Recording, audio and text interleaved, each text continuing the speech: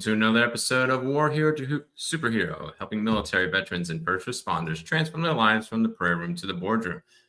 It's getting cold in Delaware, but it doesn't mean our interviews are not getting hotter each and every day. We have came back from Military Influencer Conference, and we're uplifting our people that have come from the Military Influencer Conference. A really awesome guy that's going to be on today is Daniel Tobias Flint, and I hope I pronounced it right because it's one of the few I thought I can do how to pronounce. We'll find out in a moment. All right, he is a veteran who has served his country and is now serving the future generation. Let's see if we can figure out what he does and where he's from, and we're going to bring Daniel to the stage. Hey, Daniel, do I have you? Hey, how's it going? All right, in the beautiful 5 acres of your land, as we talked about backstage. So we're going to first talk about the past before we get to the present. What inspired you to join the military? So, believe it or not, I enlisted in the United States Marine Corps back in 2007, and I was teaching at the time, and I was trying to figure out where I wanted to go. I was the first person hired at the district I was in. They had done financial cutbacks, and usually the way it goes in education, first person hired or last person hired is first person, like rifted, let go, whatever. So where we were annual contract, it was like, yeah, we're reducing the budget. I was like, oh man, it's what do I do? And so the recruiters were always in the schools. They were always in the schools talking to kids. So I talked to one of the Marine Corps recruiters and was like, hey, you know what? Come down to the recruiting station.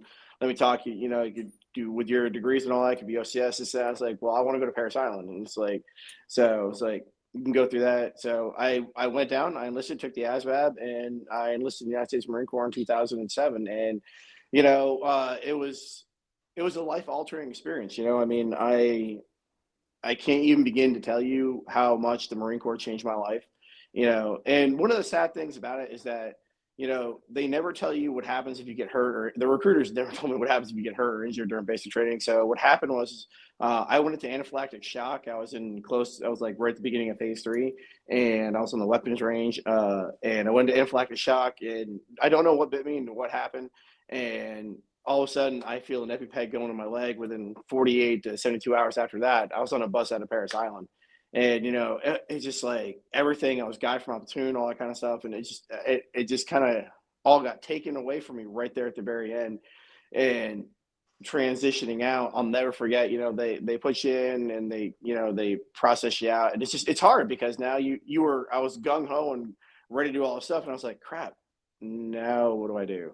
And luckily enough for me, I was able to get a teaching job almost within like 6 to 8 months after getting out. But still, what the Marine Corps did for me, I've been applying that to my life ever since. And I love the Marines. I love the Corps. I bring them in my classroom as many times as I possibly can during the year and have talk to my students. They were just at one of the events I just did recently, the Black Ops event, the live roadshow panel we just did at my high school. So yeah, and for a while, I never even claimed veteran status for a long time, and finally, after working with enough veteran organizations over the past 4 years, like, yeah, you stood up, you put on the uniform, you enlisted. It just, it sucks how it happened to you, but you're still qualified. It's like, yeah, just do your stuff with the VA. So I did. And so now I put it on all professional stuff that I serve, so yeah, there's some people out there that, say, hey, you didn't walk across Petros parade deck, you didn't get your EGA or this kind of stuff. I don't get into those conversations or arguments with people. Like, I tried to serve, medically got discharged, so that's just kind of the way it was. That is a really, really super fast story and super fast turnaround. So did you make it through the 13 weeks, or did you? No, I was right there at the beginning of phase 3 when they, when I went into anaphylactic shock, the Navy corpsman, they put that EpiPen in. And once I went to sick, I was like, yeah, it's like, that's it. You're gone. You're like, what they said is I no longer met the physical standards for the United States Marine Corps, which is fine, and it's just like, it's just bad luck, man. And I'd never been allergic to anything in my entire life. So I had whatever I'm allergic to, I know it's in South Carolina. That's all I know. Never found out what it was or anything else, but and I remember talking to Sears Commander, and he's just like, there are two ways that you can look at this, and there are two ways that guys in your position can look at this. They can sit there and hate the Marine Corps and hate it, it's like, bad mouth or whatever. No, I wasn't going to be one of those people. It's like, or you can take what you've learned and then apply that drive and focus to the rest of your life. And I was like, you know what? That's exactly what I'm going to do. And that's exactly what I've been doing ever since. Yeah, that's a lot to go and absorb. It's already a transformation start when you go into the service. my son's looking to go in. We're meeting with the recruiter on December 3rd and everything else, and he's looking either Air Force or Navy, but Air Force first. I did not bribe him, just so you know. We're all, scouts honor and everything else. I did No, my not. daughter's going Army, so it's just like she asked me Yeah, what branch. I was like, do whatever you want to do. Go to whatever branch is your heart's content. She chose the Army, so yeah. So it's funny. It's just like you go such a transformation in and now transformation out. So if I'm understanding you right, you contracted teacher, layoffs were happening, reductions in force. You went in the Marines, and then about 2 to 3 months later, you were out. yeah. So the rift probably was still in existence. So how did you make that transition so quick to be a transformation? And how did you I even get back to teaching? I started looking for jobs all over the state of Florida because that's where I was licensed at. So I started putting my application back out all over the place. And the one thing is that I'm a social studies. I was licensed social sciences grade 612. So there's if you wait long enough, there are going to be openings everywhere. You just have to be willing to. It might not be in the city or town that you want to be in. Like I was in Jacksonville at the time. The job I took was in Hernando County, which is like 3 hours south of where we were. So I mean that I had to take my wife at the time, and then my 2-year-old daughter, and then we just had to sit there and run down there. I took whatever job I could, and just started working. And that's just, now as I was doing that, I was working at Walmart. I was pulling two jobs at the same time. And, yeah, it was rough, but, it just, the one thing I remember from Paris Island is that Marines do more with less. And I tell my students that all the time, no matter what situation I'm in, no matter what I've done or where I've been, I don't care what resources I have. I'm going to make it work for me, and I'm going to strive forward. That's one of the core things I learned at Paris Island. Like, regardless of what you have, it's not the gear. It's not, it's you. It's you are given the tools you need to succeed, and you need to make it work. And that's exactly what I did. And I've been doing that ever since. And that's what we're going to do right now with a quick commercial break. You have served. No matter if it was in the military or civilian service, you deserve to live good. Live good in health. Live good in wealth. Live good in so much more. At Live Good, the global wholesale buyer club, we empower you to take your mission to the next level. Are you ready to live good? We all struggle in life. No matter the barriers, we do not need to stay there. Each day is an opportunity to step into better health. Each day is an opportunity to step into wealth. Each day is an opportunity to step into dreams. Live Good, the global wholesale buyers club, empowers all these steps and more. Ready to be empowered? Grab the link to learn more. Welcome back to War Hero Superhero. Before we went to commercial break, Daniel was talking about going from teaching to laid off to going in the Marines and then anaphylactic issue and back to the civilian world so quick. It was like a blip. And we're going to go bring him back to talk more about the transformational part of his story. Hey, Daniel, before we went on break, it was just a whirlwind of life. It was almost like taking off like summer vacation, because if I remember correctly, school, it's like 10 weeks off. It's like you literally got in, it was almost like a summer vacation, and now you're scrambling to come back home and start that employment journey. So what made you pivot to your current community? Because first off, you're not bitter at the military at all. You go over and serve our community and everything else. And you'll be talking more about the revelational stuff that you showed us at Military Influence Conference. But what made you pivot to now serving our community and serving the community that you're doing at home? Well, so I taught in Hernando County for a couple of years, and then again, and this was right there at that beginning of the housing collapse where districts were tightening budgets all over the place. So I'd had less than 2 years in at Hernando, and the same thing happened again. So, and I was like, okay, and at that my wife at the time, we were all of her family was back in Jacksonville. My family was back in New York. So I was like, okay, I'm licensed in the state of Florida. So we'll go back to Jacksonville. And that's what we did. We transitioned back, and I was going to be like, okay, well, if I'm going to teach in a district now, I'm going to really focus on Duval County Public Schools. At the time it was the 16th largest district in the country. Right now it's the 20th largest. And so when I came back, I was just advocating. So what you do, you put your resume in to all the local high schools and middle schools, and it's kind of like roulette a little bit. You just kind of spin the wheel and you hope, when the openings start getting posted in April and May, because that's when the district starts doing its fiscal budget for the following year, then the openings and teachers that are retiring, a lot of things start opening up, and then you may or may not get a call. And I was fortunate enough that the principal, Kenneth Reddick, who's now my mentor, he's our executive director of high schools in Duval County, gave me a call. And he's like, hey, you know what? Come in, sat down with the interview, best human being on the planet. And, I'll never forget what he said after like talking to him for 10 minutes. Like, I'm going to stop you. He's like, go home and tell your wife you got a job, son. And I was like, thank you, Mr. Reddick. I appreciate that. And it's great. And he's been mentoring me and teaching me how to serve the community here in Jacksonville, and the student body here ever since. So, and it's been, and all the skill sets that I had, going in, and even what I learned in the Marines, and I was already a driven person before the military, and taking all the skills and just bringing it back to the community. And it's been a blast ever since. So. That's really awesome that you had some great people in the community to go get and to empower you and to empower others. And we know we talked about a lot of trials that you've already gone through already. And what is that secret fuel that you have dealt with when the pressure and the tough times come? My father grew up, I tell my students, like, he grew up, not the wealthiest individual, and, a lot like, the Marines, doing more with less. It's what he did his entire career as an attorney, and it's just, I don't like obstacles. So I'll sit there and find a way to improvise, adapt, and overcome. That's what I know. It sounds kind of cheesy to say, but it's true. I mean, you can either get hit and stay down, or you can get back up. I'm a big fan of boxing.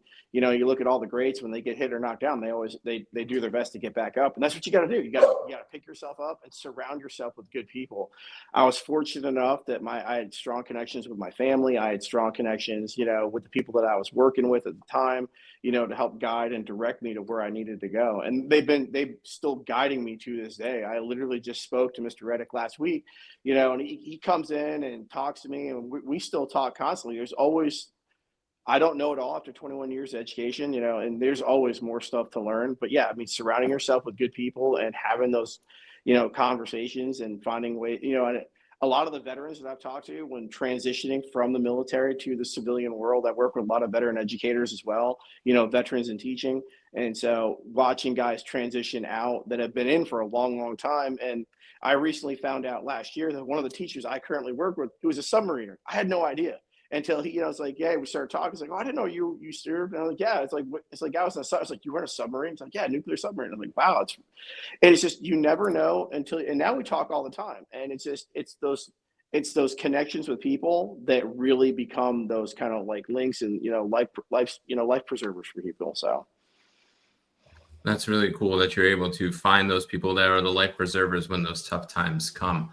So our last question is challenges the mind, the soul, and the body. As we give this last one, we have this for every single person coming in. 3 superhero tactics. So either thinking of your past self or maybe people that you're mentoring. What would you give them for advice? Imagine you're going up the elevators for the Military Influencer Conference and you only have until the elevator or escalator is done. What 3 tactics would you give that person to take them from surviving to thriving? Friends, family, and faith. Like, I mean, that the 3 core. And I actually talked to a 2-star general not too long ago about this, and it's like, yeah, those are the same concepts they use: friends, family, and faith. Things that you can really rely on and help motivate you and get you through what you need to do. That's to help you get to that next level, and then find what excel at what you're good at. Focus it on those skills and keep honing them. Never stop moving forward. That was the fastest one I think we've had in a long time. Congrats. Well, I mean, that is what allowed me to connect with the Black Ops and the Triple Nickel Company. Ruben Ayala and the Black Ops Veteran History Project. Great example of that. I was invited by Command Sergeant Major A.C. Coley last April to attend their very first showing in Tampa, Florida. I'd already been friends with Ruben Ayala and, Chris McPhee and some of the other guys in the program. I went down there and I watched the panel, and I'm listening to General Butler. I'm listening to Derek Smith. I'm listening to Harold Miller and, and just Robert Zachary. And I'm like, this needs to be in front of my students. So I approached them right after the event. And I was like, what would it take to get this program in my high school in front of my students? And, flash forward to November 8th, 2024, we literally we did 2 programs. We did 2 shows in front of the students. Triple Nickel was so great. They donated 150 shirts to the students, as a grand gesture. And they all came in wearing the shirts, and we sat down and had 2 impactful panels with these kids. And you never know who you're going to reach or who you're going to touch until you try. And and Shirley Baez was also there as well. Our female panelist, absolutely amazing, because a lot of female students that want to join the military, they want to be able to have that female perspective. And Shirley was there, and my students loved her. Oh my God, they loved them all. And the conversations were great. They got up and asked questions. What was it like to serve? What was your biggest failure? And how did you recover from that? I think that was probably one of the bigger questions that we had.